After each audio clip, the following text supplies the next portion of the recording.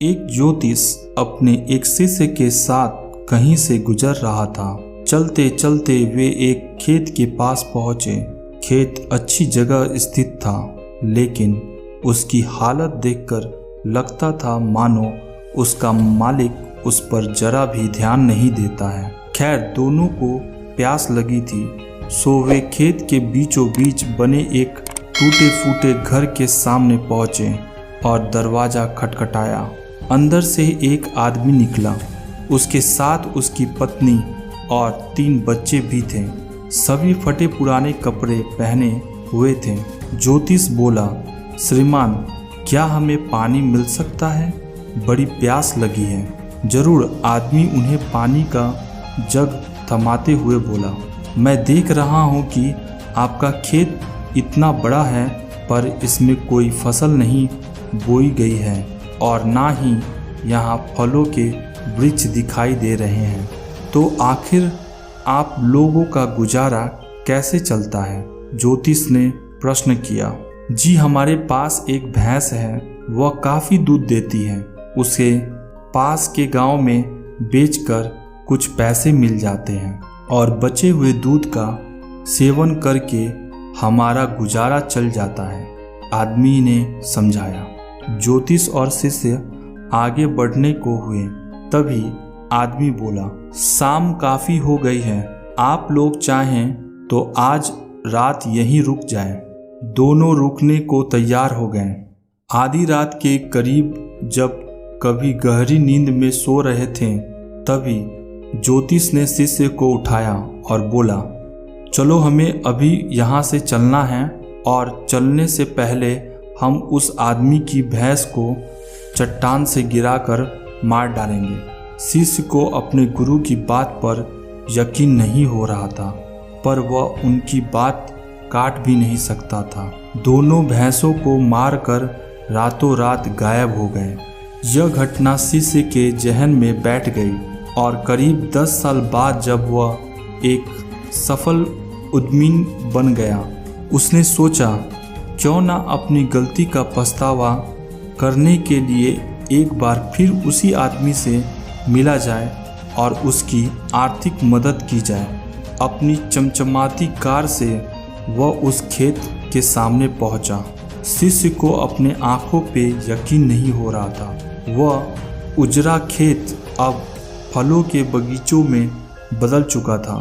टूटे फूटे घर की जगह एक शानदार बंगला खड़ा था और जहां अकेली भैंस बंधी रहती थी, वहां अच्छी नस्ल की कई गायें और भैंस अपना चारा चर रही थी। शिष्य ने सोचा कि शायद भैंस के मरने के बाद वह परिवार सब बेच बाच कर कहीं चल गया होगा और वापस लौटने के लिए वह अपनी कार स्टार्ट करने लगा कि तभी उसे वह 10 साल पहले वाला आदमी दिखा। शायद आप मुझे पहचान नहीं पाए, सालों पहले मैं आपसे मिला था।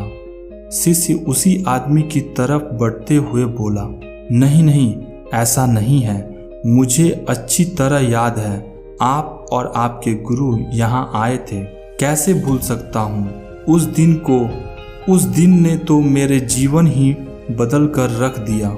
आप लोग तो बिना बताए चले गए, पर उसी दिन ना जाने कैसे हमारी भैंस भी चट्टान से गिरकर मर गई।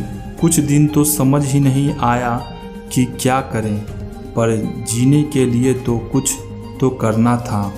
सो लकड़ियां काट कर बेचने लगा। उससे कुछ पैसे हुए तो खेत में बुआई कर दी। सौभाग्य से फसल अच्छी निकल गई। बेचने पर जो पैसा मिले उसे फलों के बगीचे लगवा दिए और यह काम अच्छा चल पड़ा और इस समय मैं आसपास के 1000 गांवों में सबसे बड़ा फल व्यापारी हूँ। सचमुच यह सब कुछ ना होता अगर उस भैंस की मौत ना हुई होती।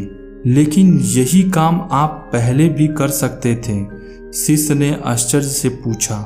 आदमी बोला, बिल्कुल कर सकता था, पर तब जिंदगी बिना उतनी मेहनत के आराम से चल रही थी। कभी लगा ही नहीं कि मेरे अंदर इतना कुछ करने की क्षमता है, सो कोशिश ही नहीं की। पर जब भैंस मर गई तब हाथ पांव मारने पड़े और मुझ जैसा गरीब बेहाल इंसान भी इस मुकाम तक पहुंच पाया।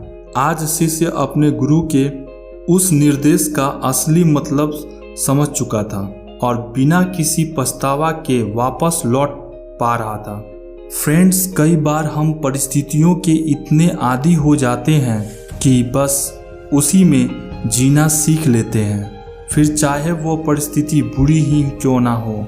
हम अपनी जॉब से नफरत करते हैं पर फिर भी उसे पकड़े पकड़े जिंदगी बिता देते हैं।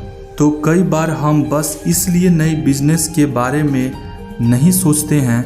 हमारा मौजूदा बिजनेस दाल रोटी भर का खर्च निकाल देता है, पर ऐसा करने में हम कभी भी अपने फुल पोटेंशियल को रिलीज़ नहीं कर पाते हैं और बहुत सी ऐसी चीज़ें करने से चूक जाते हैं जिन्हें करने की हमारे अंदर क्षमता है और जो हमारी लाइफ को कहीं बेहतर बना सकती है। सोचिए, कहीं आपकी ज़िंदगी में भी तो कोई ऐसी भैंस नहीं जो आपको एक बेहतर ज़िंदगी जीने से रोक रही है।